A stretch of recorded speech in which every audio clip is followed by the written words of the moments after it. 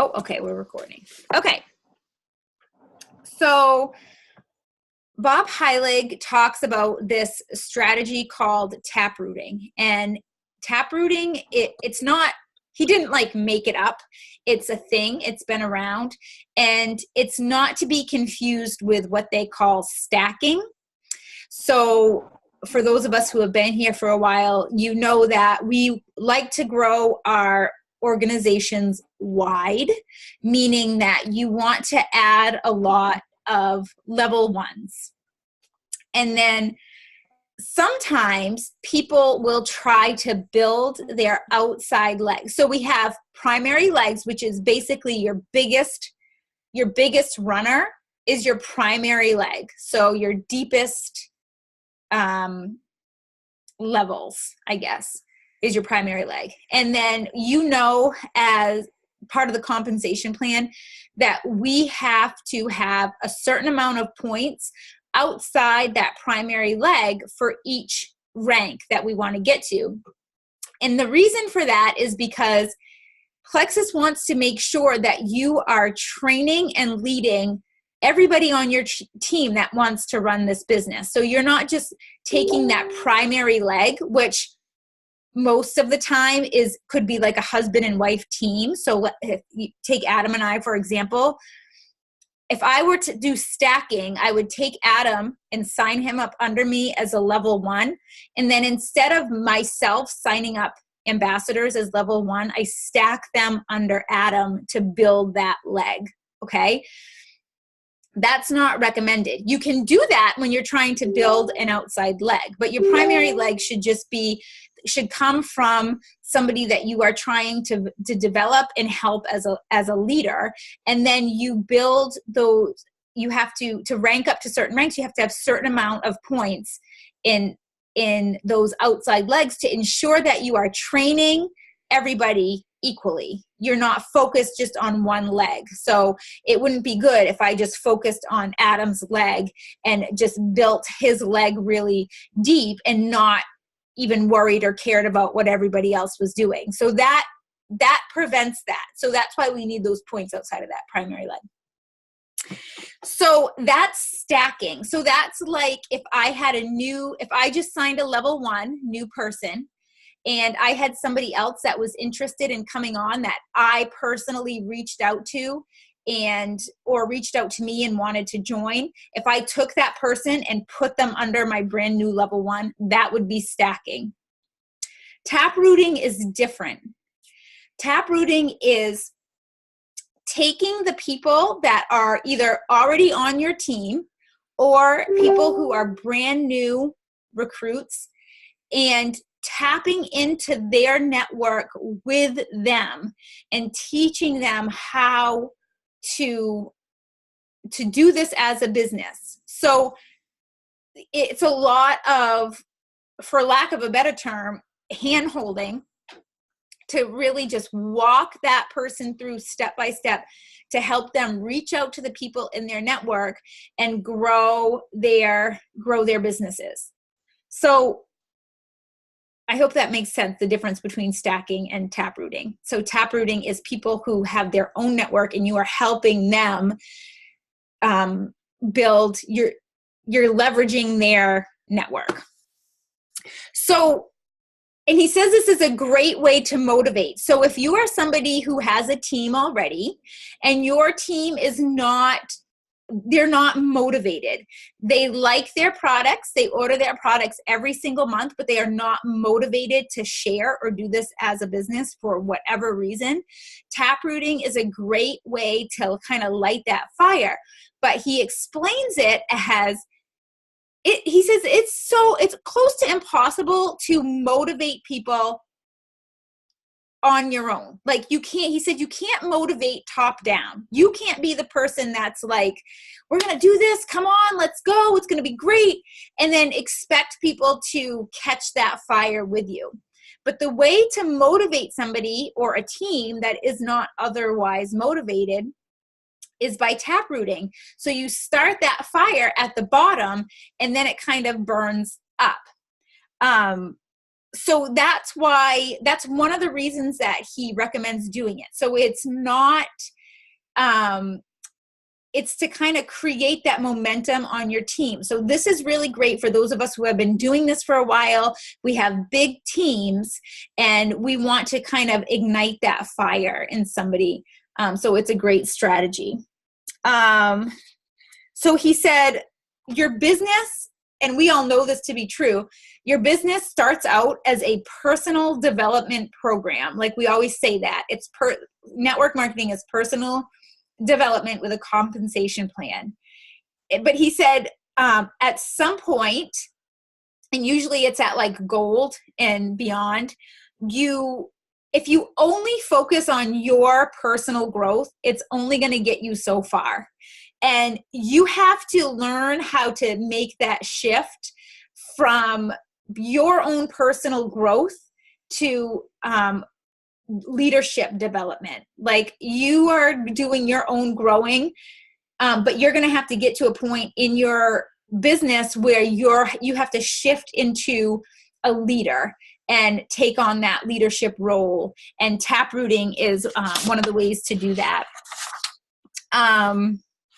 So, and obviously we're going to have to put ourselves into situations that make us feel uncomfortable, like, you know, taking initiative, maybe doing lives, maybe being like, you know, adding, you guys have free reign to do whatever you want to do with your team page. And then once you get to a certain rank, the Jewels at Jewel Training recommend like Ruby, Senior Ruby, to start your own team page. But that's one of those things where you have to kind of, if you're not ready to start your own team page, you just add to the ones that you're already in, and you guys can totally do that. And he said that's one of the reasons that people stay stuck. So if somebody comes to me and tells me that they're feeling stuck, you know, a lot of times I'll ask about what they're doing for personal development, but I should be asking, what are you doing for leadership development? Like, what are you doing to motivate and to lead your team? How are you pouring into your team? So what else does he say? He said that you have to work with, it does not matter how many levels deep somebody is below you. He said you have to, if you have a level 7 that is interested in this business and there is nobody above them that is willing to train them, that is your job. And it doesn't seem like it would be worth your time in the beginning, but it is, because as Sarah Taylor explains in one of her videos about maximizing the compensation plan, eventually if you're growing wide, if you're adding a lot of level 1s and all of those people are adding people under them, eventually your people that are in your level 7s are going to make up the biggest portion of your pay points, the way that it all branches and spreads out. So you're going to have more level 7s than level 6s and 7s that they make up the majority of your points, which is just like, it's just crazy it's mind-boggling to think about. So he said that a lot of people don't look at those lower levels as their responsibility. And he said that we're taught to spend most of our time developing people in our levels, 1, 2, 3, and 4. And he says that if you don't start working in depth in your organization, you are never going to reach big money in this profession, which kind of like blew my mind. So he teaches us to develop like depth in team trainings by taprooting, to kind of have that exponential growth. So he he uses the word leverage a lot, which is the power to influence a person or like a situation to achieve a personal outcome. So he said that's not like a bad thing. That's a good thing. It's like giving you leverage, gives you that tool to take the people that you already have and develop them and just explode your business from what you already have sitting there already, like all this untapped potential that you're not taking advantage of. So he said leverage motivates new people to take consistent action, increases your leadership ability and influence, allows you to expand your warm market through people that come on your team. So it's huge. Like, you have to think of everybody that you sign on as, you have to think of their network as that's your network too now. Like, that is your warm market. Every time somebody signs on, you have a whole new market. It's like, we always we hear complaints all the time about how, we can't add new friends, or we've run out of people to talk to, or the market in this area is saturated. No, it's not. Every time you sign somebody on, that is a brand new world for you to help them tap into, and it's going to benefit them and it's going to benefit you. He says that it creates something called fear of loss. So he said that most people aren't motivated by what they're going to gain by doing this. They're motivated by fear of losing out or missing out on something. And so then he breaks it down on how to create leverage. He said that, so there's two different types of motivation. One is potential of gaining something, but he said that the more powerful one is fear of loss. And he compares it to a positive type of stress. Like you have this sense of urgency and this really fun and exciting thing happening, and you don't want to miss out on it. So you take action, like that positive type of stress. He said, if you're trying to motivate through what somebody is going to gain, it's not as powerful. I mean, a lot of people are motivated by what they could receive by doing this work. Certainly, definitely. But he said it's much more effective and more powerful if they're thinking about what they would miss out on if they didn't. And I know this to be 100% true. After I was doing this for a little while and just sharing casually here and there to help other people, I remember distinctly going for a walk in the woods and really like weighing this out in my head, thinking, is this real? Like, could I do this? Is this viable? Is it legal? Is it like, how does this work? And just the thing that kept replaying in my mind is, why not me? And like, if I don't do it, somebody else will. And really, that's the thing that we want to kind of, not like, we don't want to like push that on people, but it's true. If you don't do it, somebody else is going to do it. And then you're going to wish you were the one that did it.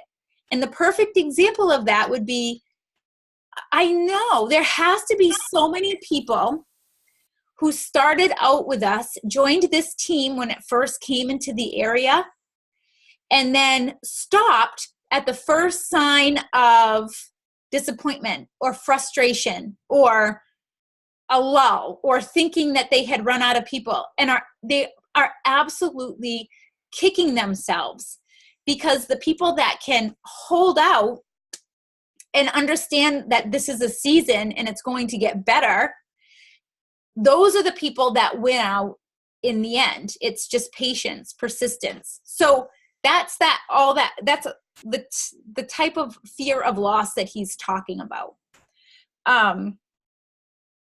So he says that if you have a culture on your team that's all just like lovey-dovey, like, you know, this is, which I feel like our team is very much like that. He says that, you know, if it's just like this laid back, I don't want to pressure everybody or anybody, we're just kind of all floating along. He's like, that's nice, but it's not going to get you very far. It's not going to get you that explosive growth that you want. It's like you're thinking, hey, we're all just one big happy family, but everybody's like stuck, you know, because there's no sense of urgency. He said you have to learn how to create that positive stress to maximize motivation and get people to work. So he explains that you have to chase the business, and he gives a bunch of different scenarios for that. He said that the number one reason that people struggle when it comes to a team is that they're completely reactive instead of proactive. He says if you wait for people to bring you calls, which that was totally me. Like, you know, my motto was always, if you want to do a coaching call, you have to come to me because there's so many of you. And like, oh my gosh, how can I manage? Blah, blah, blah. He's like, nope, you have to be proactive and you have to go after those people and say, this is what's happening. We're doing a call.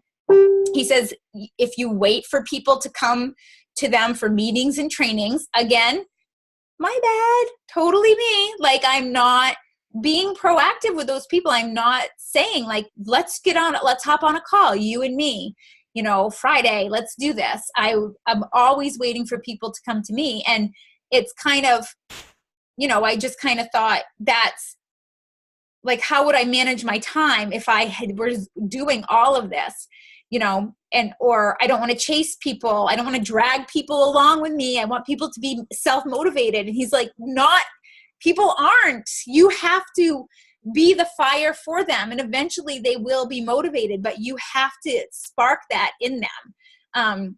Because if you're not being proactive, then it's not, for most people, it's never going to happen. There's so many people are not intrinsically motivated. He said, it's your job as a leader to influence the people on your team, because they're not going to do that themselves. And influence means that you, the leader, get somebody from point A to point B. But if you weren't around, they never would have done it on their own. And he said that we have to take on that role, not forever, just in the beginning, just as somebody's getting started out. So he said that that's like, he's been doing it for a long time. And those are the qualities, the characteristics of, you know, the people who are so successful. That is what they do. They chase the business. They are not waiting for people to come to them. They are being proactive and not reactive. And he'll reach out to like somebody on his team that's not really doing much, or not, doesn't know where to start. You know what I mean? Wants this, but doesn't know where to go next. And he'll say, you know, I've got Thursday night open and you've got me for 1 hour. Like, I want to get on the phone with you and I want to just listen to you and find out what you need from me. And he said, you have to do that with people. And that was really eye-opening for me, because everybody is so different. You know, when I was somebody that was always like, the second I decided I was going to do this, I wanted to learn as much as I possibly could. And I did every spare second. I didn't watch TV for a year. And I was constantly listening to training videos and watching Zoom calls and hopping on every meeting. But not everybody is like that. So you have to present that to them. He said, you have to treat every single person like they're going to be your next superstar. But you must work with them as if they were going to quit tomorrow. And I was like, oh, yes, Bob. Yes. So that's what chasing the business is. It's like urgency. And it's really just giving those new people that one-on-one. And the thing to remember is that it's not forever. It is just for the time being until they're ready to fly. And then we give them the tools and they just kind of are ready to just go out alone. So you go from that, like, not wanting to not wanting to handhold, like, wanting people to be self-motivated and do it for themselves. But in the beginning, the chances of that happening are slim to none. I know, Jenny, it's such a good quote. It was so eye-opening. So that's when he gets into tap rooting. Is everybody doing okay? Or are you guys like bored to tears right now? Thumbs up if we're good. Okay. So tap rooting is an outreach tactic. It's you reaching out. It's building a relationship beyond your direct recruits. And I will say that this is why those three-way chats are crucial. Three-way chats are not so you can take over your level one's conversations. Three-way chat at this stage in the game, like most of us have been around a while and we don't need that extra help in supporting our level ones. So those three-way chats still need to be set up, because that you are introducing your new person to your upline, and that connection is so important for them to have one more person to help support them. And so it allows those two to build that relationship. So if you're not pushing three-way chats with your team, you're missing out on that relationship with the people that are coming on board. And because of that, you might not, if you reach out to their new recruit to welcome them to the team, they're going to be like, who is this person?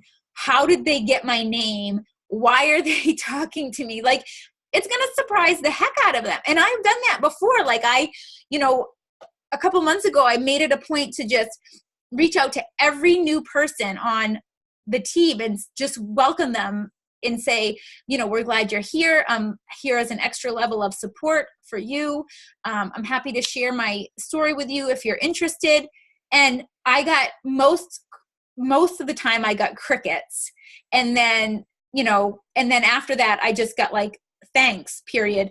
But it was because I wasn't being introduced to those people. So they're going to be so standoffish. And just by doing that three-way chat, it's going to kind of create this cohesiveness, so they know, like, one of the best parts about being a part of Plexus is that you meet all of these incredible people in your upline.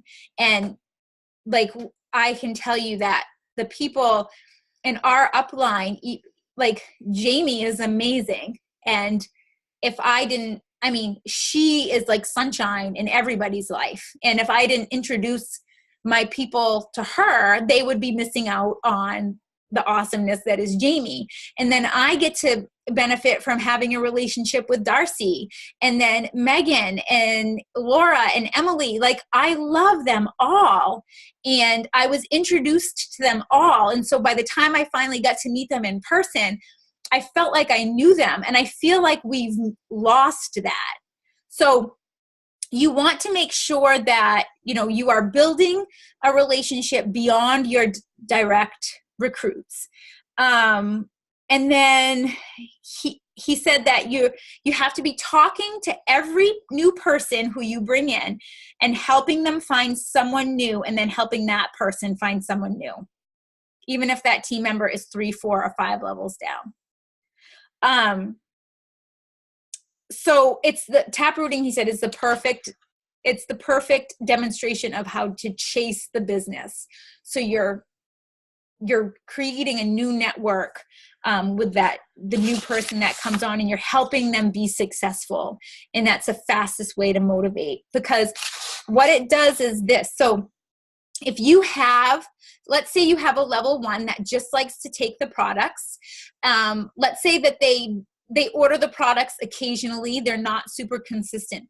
So they, if they have somebody under them that is interested in the business, you work with that person and you help that person do those first steps. And he gives scripts on what to say, but you help that person get their first customer or go silver. And then what that's going to show to your level 1 is, hey, like, Sarah is doing an amazing job. She is killing it. She just added, 3 people. She just helped so-and-so like eliminate migraines. And it's been, she's helping so many people by sharing her story. And then if that happens enough times, that level 1 might be like, this is awesome. Like maybe I can do this too. And so he explains that is how you motivate from the bottom up. You kind of ignite that fire in those deeper levels, and it kind of just burns upwards and just catches. And with Plexus's compensation plan, it might encourage those people who are otherwise inconsistent. It might encourage them to be commission qualified every month. Or if they end up stopping the products, they just decide it's not for them, they don't want to continue, though that person is just going to compress into your new level 1 anyway. So it's, it's still a win. I mean, it just benefits you all the way around. So he said that so many leaders are taught that we just work with our level 1s because we don't have time. We're so busy. We don't have time to work with anybody else. And, you should always just focus on those level 1s and train them to duplicate, which, yes, we should always be training for duplication. But he said that the way to do that, to train duplication, is to do this, to taproot, to train them directly by helping those level 2s and 3s. And that in turn is going to train those level 1s. So he says that it's a lot of, in the beginning, kind of rolling up your sleeves and just having your hands in everything and being a part of everything. But that's kind of what you want. Everybody that joins your team is in your back office. No matter what their level is, they are part of your team. And you should have a relationship with those people on your 2s, 3s, 4s. Like that, you want that. That's a good thing. The more people who join feel, the more they feel connected to those above them, the more camaraderie there is, the more support they feel, the more encouragement they feel. Like it's only a good thing. So that's just, there's so much more, but just for time's sake, it's already 9:05. So that's the gist of it. And then he goes on to give examples of what you can say and how to say it. And you'd have to tweak it to kind of make it your own, though, because he's talking as like network marketing professional Bob Heilig, and the way he phrases things is not going to be the way that you would phrase them. So you definitely want to be authentic and use your own words. But he goes through how to identify who to taproot. And he looks for certain qualities of people who would be good leaders. So he says, identify team members who you want to taproot, people who you think might have a great network. And then from that, kind of decide who to work with. And so what you would do is you would reach out and say, hey, can you think of 10 people in your life that would be great at this business, or that could really use the products? Like you want to just start baby steps. It's like small scale baby steps, so you don't overwhelm them. And then he's got and we can go over this for a different training call, but he's got so many different just strategies to use. But he said the goal should always be to get as many people as possible to earn that first rank in the company. He said always that's going to be the what just establishes momentum and then just sets everybody on fire to the point where they're just it's gonna build on its own, and you can step back and just let them kind of take over and do their own thing. But that's the gist of taprooting. It's just such a great way of looking at. That's why you should never let anybody tell you that they have run out of people to talk to, because it's not true. Everybody on their team has an amazing network. And if we can just get people to understand that it doesn't matter how the products work for them, it doesn't matter. And we all have been there. We all said, I don't want to share with somebody until I know that they work. But once you can wrap your head around the fact that, like, everybody is different, and what took me 2 months took Jenny 2 weeks, if we can just get that point across, then there should not be any reason that somebody is waiting to share with a person in their life that is struggling and really needs these products, because they're withholding their answered prayer. Like, they're withholding such a gift from them. So if we can get them to kind of just stop and say, teach them how to approach somebody by saying, I don't know how it's going to work for me, and I don't know how it's going to work for you, but I heard it can help with the migraines that you're dealing with. Let's do it together. Take the scary out of it. If we can teach people to do that, then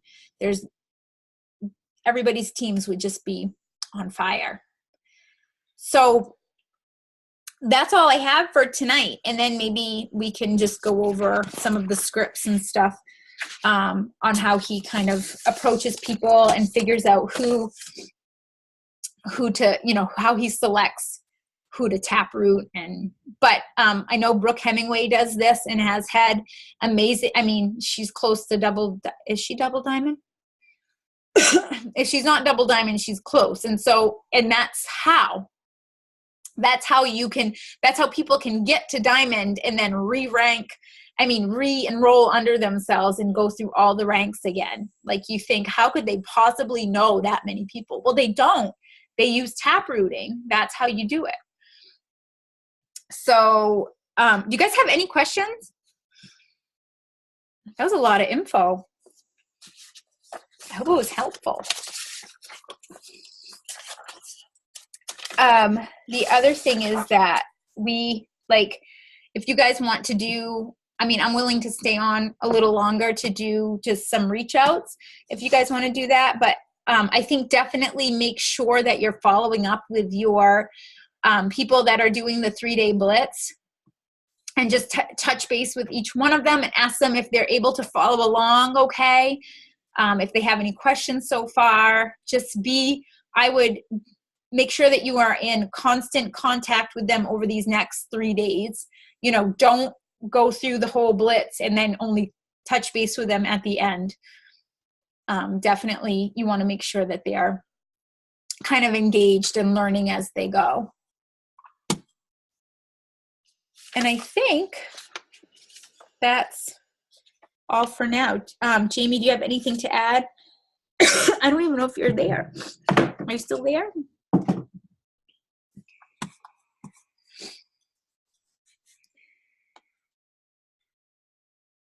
Okay. I'm going to stop recording.